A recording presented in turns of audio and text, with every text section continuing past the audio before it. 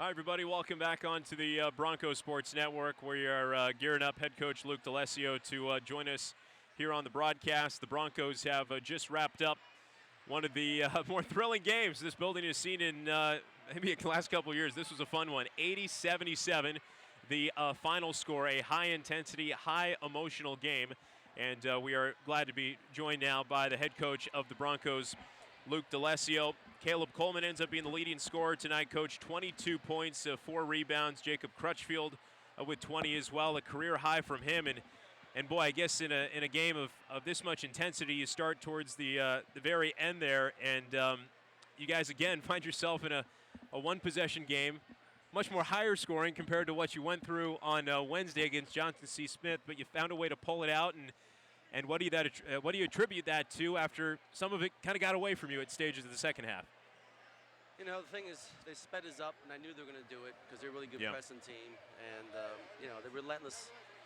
And the thing about it is, we're making bad decisions. We're trying to score, and then we're trying to dribble through traps, like between 3 or 4 guys, so we turnover after turnover after turnover, and they fed off those turnovers. Yeah. Then we stopped playing defense because we're not concentrating, and then we stopped rebounding, and they just wanted a little bit more than, us, in the second half. And, lucky, Coleman really came through down the clutch for us. He really did. It was Jacob Crutchfield in the first half. And, I don't know if Jacob's been feeling his best as of recent. The volume hasn't necessarily been there for him shooting-wise the last couple of games, but today was one of those get-right type of games for Jacob. Set a career high in the first half before he even got into the second half. 20 points is where he finishes, and he's just been a dependable guy for you, it seems, this year, that can fill roles when you don't have a Marcus Elliott available and you're a little bit short-staffed. What can you say about his performance tonight? I thought he played really well in the first half. Second half, we have a lot of sets, and we want to run them. I don't want to get caught up in the game up and down with a team like Livingstone because they're too good. They average 86 points a game, lead the conference in scoring. We had to play defense, but I thought Jacob had a good first half. Second half, some of his decision-making, he just can't be a scorer for us. We got too many good sets that we need to run, and you have to be disciplined enough when they're pressuring you, break the press, get it back out, and get me in the set that I need you to get into. And then we struggled with that in the second half. Yeah, the crowd really got into the game back end of the first half when you guys took a 20-point lead. But Coach Key made a good point in the broadcast. He said in these spots, you can't necessarily play you have to play with the crowd, but not for the crowd. You can't start becoming Harlem Globetrottery and lobs and all of that. How did you try and focus the adrenaline of your team in a moment like that to hone in the energy and not get out of sorts? I addressed it at halftime. Yeah. I said, do not play for the crowd. Yeah. All right, decide if you really want to win this game and do what we have to do. They're going to press us. They're going to bring it up. Stop with the one thing we can't have is live ball turnovers. I don't mind if the ball gets out of bounds or a 5-second, 10-second call, a walk, something like that, jump ball. But the live ball turnovers turn into points. And for them to score their average, they have to score in transition. And they do it by throwing long passes and turning you over. And, we struggled with that. And it's, but we came through we made some big shots down the stretch. We did what we had to do. And, Cressworthy took a hard spill, and he wasn't quite himself out there. So I probably, hopefully he gets himself back. That stemmed from the first half when he was down and got back up, and then he was able to. He just wasn't right, and I should have just, and I need him because we don't have another point guard. Right. Because Elliott's out, so, but one of the problems, we can't turn the ball over. It's killing us. Yeah. It's killing us all season, and we've had a lot of exciting games that goes down to one possession, so which is good. We should have gotten, on that first 3, we got to get that rebound.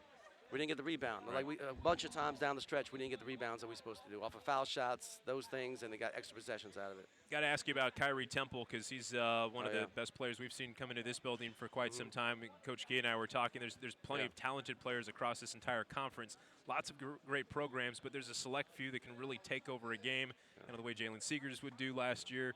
Temple in this one, 34-12, and just how tricky is that as a coach when you're trying to match him up, but you don't want to double him and open up another guy? That's right. I mean, the thing is, to me, he's the best player in the league. He averages about 22 points a game because it's so crafty the way he shoots. He can shoot left hand, right hand. He's got the long strides. He's got those long arms.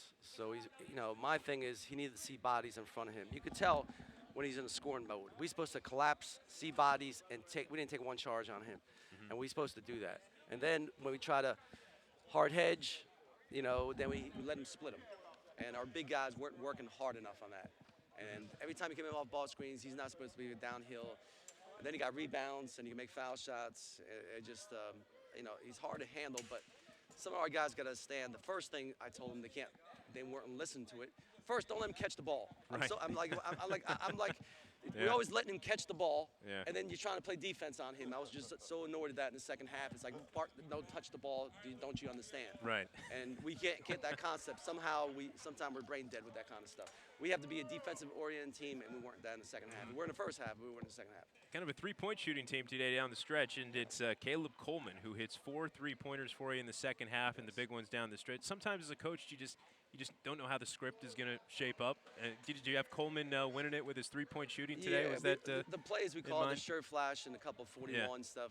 I knew they were going to go, especially with Crest with the ball in the ball screens. Two guys are going to go with him. They always do, and he's going to get a wide open shot, and he's capable of making those shots, and he did. He did. He bagged him towards the end, and the Broncos able to grab the final rebound, final three-pointer from Coleman to win today, 88-77. Saturday, road game at Winston-Salem State. I guess that's another going to be another high-intensity one in a hostile environment, as it always is, going to Winston-Salem. So I guess these types of games at home get you ready for that one, huh? Yeah, it's always a fun game playing at Winston-Salem, but we have to play better than this to try to beat them on their home court. We got to stay tuned, we got to stay connected, and unfortunately today in the second half we were not connected as a team. We were all individuals as a team doing stuff we shouldn't be doing. All right, Coach. Well, still got the win at the end of the day, remained at the top of the South Division. I'll let you run over and talk to your team now after a hard-fought game, 80-77. Good luck this weekend on the road. Thank you. Appreciate it. Head coach Luke DeLessio with us on the Broncos Sports Network. We'll wrap it up next.